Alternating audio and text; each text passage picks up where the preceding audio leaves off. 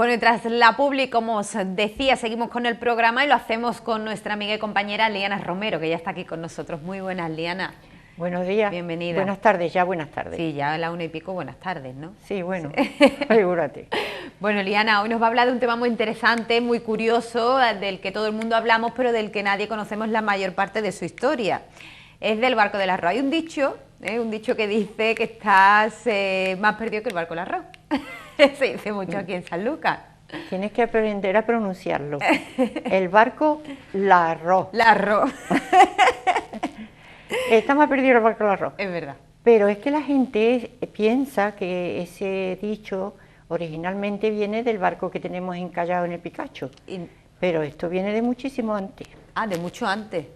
Este barco del arroz que está ahí es un barco chipriota que venía de Chipre y con 16 tripulantes, pero anteriormente el origen viene de la posguerra nuestra. Resulta que era de Perón, que era muy generosa y le gustaba mucho España, le tenía mucho cariño a Carmen Franco. Tú sabes que no.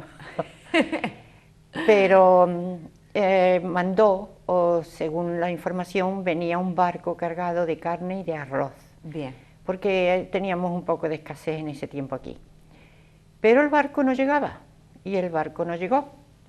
Y entonces decían, todo el mundo, ya se perdió el barco al arroz. Claro. De ahí viene la primera información sobre lo del barco al arroz. Bien, bien, bien. Y entonces no se sabe si el barco se llamaba, espérate, ¿cómo se llama ese barco? Alcatraz. No se sabe si ese barco no salió de Argentina, si se perdió al llegar a Cádiz. Ajá. Mira, hay tantas versiones, la cosa es que no se encontró no se encontró el arroz. Fíjate, ¿eh? Pero curiosamente hay otros barcos a los que se aplica este nombre. Decían que había un barco que salió de Sevilla y iba a Cádiz cargado de arroz. Sí. Era un velero. Luego que los americanos de Estados Unidos enviaron durante la Guerra Civil nuestra un barco también con mucha comida, pero principalmente arroz. Bien. Y el último fue en el 1980 y... espérate, ¿cuándo fue ese? Bueno, no me acuerdo ahora mismo. Pero un barco que salió de Sevilla para Etiopía con un cargamento de arroz de las marismas. O sea que hay un lío que confunde mucho al público de dónde viene el origen verdadero del barco del arroz. Del barco del arroz. La cuestión es que en la zona del Picacho hay uno que naufragó, ¿no? Sí, pero te voy a contar una cosa, Cuéntame. lo del arroz, que es muy importante. Cuando el arroz se moja, se humedece, se hincha, se infla y tiene mucho poderío, porque si un barco encalla o se va a pique con arroz a bordo en las bodegas, ese barco ya no lo puede mover nadie, porque se hizo un esfuerzo. Ahí pasa tú la foto del barco. La estamos viendo, compis. Ahí fíjate. Viendo. Este es el que está allí, aquí. Este es el que nos vamos a describir, el chipriota. Bien.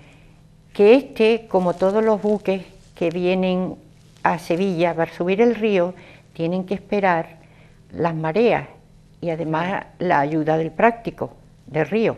Antiguamente había dos prácticos, había el de la barra y el del río. Ahora ya es solamente uno que lleva los buques desde Chipiona hasta Sevilla. Bueno, pues esos barcos anclan enfrente de Chipiona esperando marea. Este barco estaba anclado enfrente de Chipiona como todos los demás. Y saltó un temporalazo de Padre y Señor mío. Bien. Y este pobre barco garreó, se le rompió la cadena del ancla y se fue al garete. Claro. Y fíjate tú qué mala suerte que fue a encallar en el Picacho. De toda la zona que hay aquí, Arenales y la Barra y tal, encalló en el Picacho. Y ya no pudieron moverlo. El salvamento fue muy complicado. Sí. De tripulación había 16. Sí. Pero aquella noche pudieron traer a tierra nada más que a 13, porque de reglamento que el capitán se quede a bordo y además se quedaron 2 oficiales hasta el día siguiente. Y fíjate tú la pinta del barco con ese, y la otra foto todavía más escabrosa, porque fíjate, mira, esta es la que... sí, el oleaje tan espantoso, que le estaba dando. Ahí quedaron las ratas, Sí, ¿no? las ratas comiendo arroz. Madre mía. Claro, se duplica, triplica o cuatriplica el peso del barco cuando el arroz se moja, ¿no? Se inflama. Claro. Había otro barco de arroz también hundido en el río. No me acuerdo a qué altura estaba, si al Caño del Noroeste o por Coria, por ahí había otro barco con arroz. Y ya te digo, quedaron las ratas, pero las ratas ya se hartaron de sal, de arroz salado. Y no sé si tiraron al agua intentando llegar al coto o ya se murieron de viejas ahí. Bueno, ¿y qué es lo que queda ahora mismo ahí, Liana? Pues queda un barco partido en dos, que cualquiera lo puede ver si miran en dirección. Si tú vas a la playa, en cualquier playa de esta zona entre Chipiona y Sanlúcar, y miras hacia la costa de Huelva, ahí está el barco montado en su piedrecita, esperando no sé qué, porque ya ese barco es chatarra pura. ¿Cuántos años hace? 1994. En el 94. Ahí en Cayó.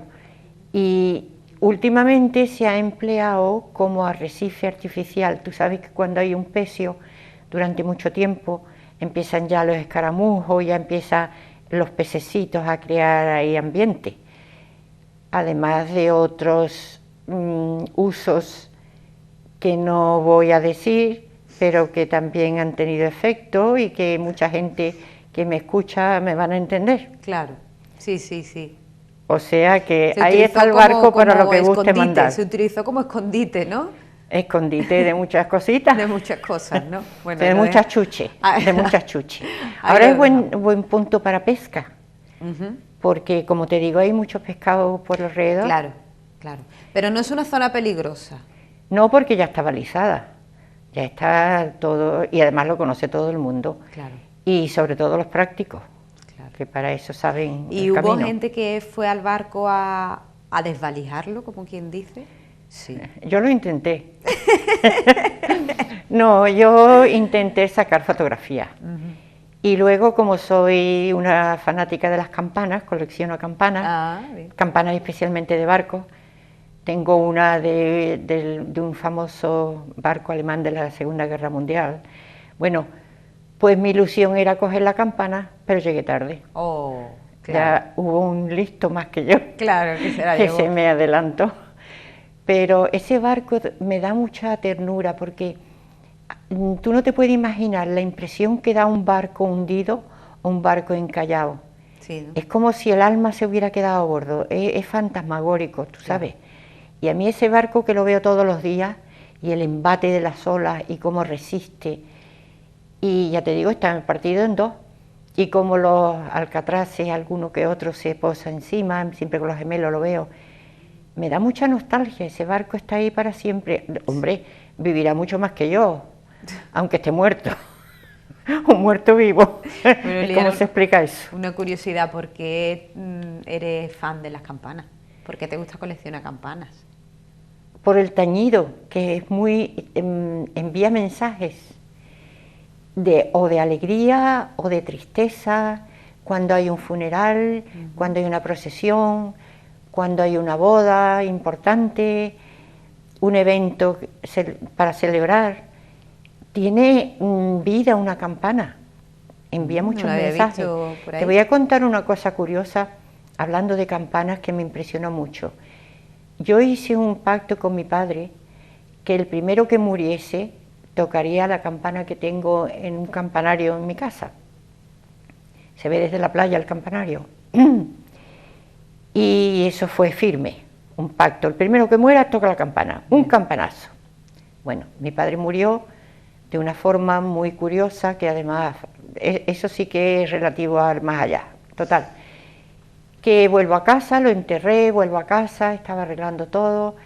Yo tenía una muchacha que me ayudaba y estaba ella en la parte del lavadero, fuera de la vista. Y yo en la casa. Era un día de calma chicha total y la campana estaba amarrada, porque tiene una cuerda que baja hasta el patio para poderla tocar. Y de pronto un campanazo que, vamos, vibró toda la casa. Yo no me lo explico. Claro. Es o no es, existe o no existe. pero ella vino corriendo del lavadero y me preguntó, dice, Liana, ¿me has tocado la campana? ¿Me estás llamando? Digo, no, tú la has tocado, ¿me estás llamando? No, ninguna de las dos. Y nos quedamos las dos mirándonos, muy serias, Claro, y diciendo, esto no es normal. Claro. Pero ya te digo, las campanas tienen mensajes, aunque sean... Buenos o sí, malos, pero tienen, ¿no? Sí, tienen mensajes. Y la gente antiguamente incluso se comunicaba con los campanarios, las campanas. Tienen vida. Claro. Y hay muchos objetos que nosotros consideramos de adorno o útiles, pero que tienen algo más dentro. Es curioso. Además de la energía, porque todo es energía en este mundo, que ya te hablaré de la energía del más allá. Sí, me pero encanta. todo tiene energía, hasta eso, un objeto de adorno tiene energía, está hecho de energía. Pero esa era mi afición por las campanas, por la vida que conllevan. Me encanta escucharte, Liana, me encanta que nos cuentes todas estas historias y me encanta saber algo más de este barco del arroz, que está más perdido que el barco del arroz. Está más perdido que el barco del arroz. Tienes que aprender a pronunciarlo. El barco Larroz. El barco Larroz. La verdad es que se dice mucho aquí en San Lucas. Liana, 1.000.000 de gracias.